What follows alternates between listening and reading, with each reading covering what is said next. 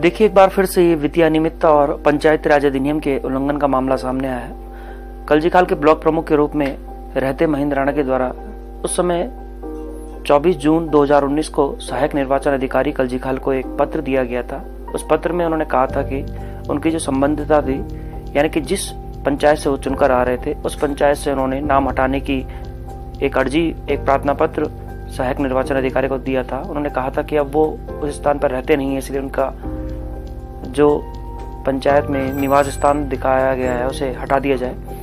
इसके बाद 26 तारीख को, यानी कि 26 जून 2019 को उनके द्वारा द्वारीखाल में एक पत्र दिया गया था। उसमें कहा गया था कि वो द्वारीखाल के निवासी हैं, इसलिए उनकी संबद्धता जो है वो द्वारीखाल में दर्ज की जाए।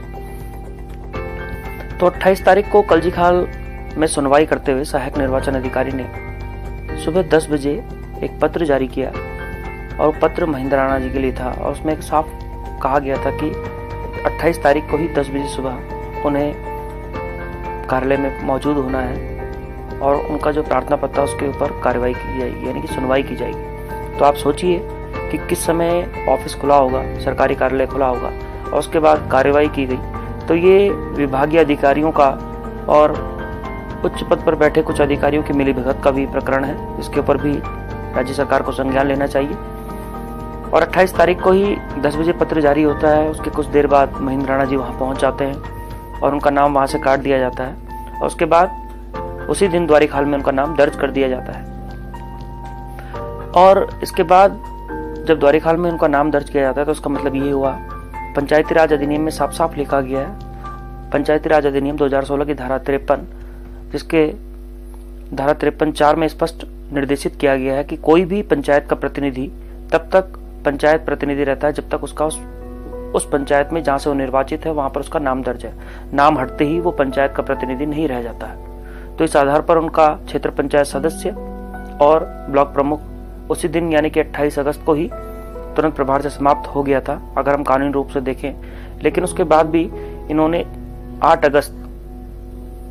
अगस्त को गैर कानूनी रूप से विभागीय अधिकारियों की मिलीभगत के साथ डिजिटलाइजेशन के रूप में अपने साइन किए और बहुत ही पेमेंट, यानी कि मैं कहूं अगर 20 से 25 लाख से ऊपर की पेमेंटें इन्होंने पास करवाई हैं। तो ऐसे क्या कारण थे कि महेंद्र राणा को द्वारीखाल से वापस कलजीखाल आना पड़ा और गैर कानूनी रूप से इन पेमेंटों को करवाना पड़ा।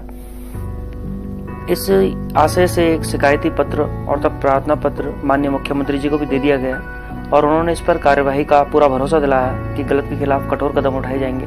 तो हमारा राज्य सरकार से यही अनुरोध है कि ये वित्तीय अनियमितता का एक बहुत बड़ा मामला सामने आया है, जहां पर महेंद्र राणा के द्वारा अपने कुछ लोगों के पेमेंट करवाने के लिए अपने पद का दुरुपयोग किया गया। और हम ऐसा भी कह सकते हैं कि उस पद का दुरुपयोग किया गया जिस पद पर वो उस समय थे ही नहीं। तो हमारा अनुरोध रहेगा राज्य सरकार से इस प्रकरण की जांच करें और जल्द से जल्द कड़ी कार्रवाई कर जो इसमें दोषी हमको दंड दें।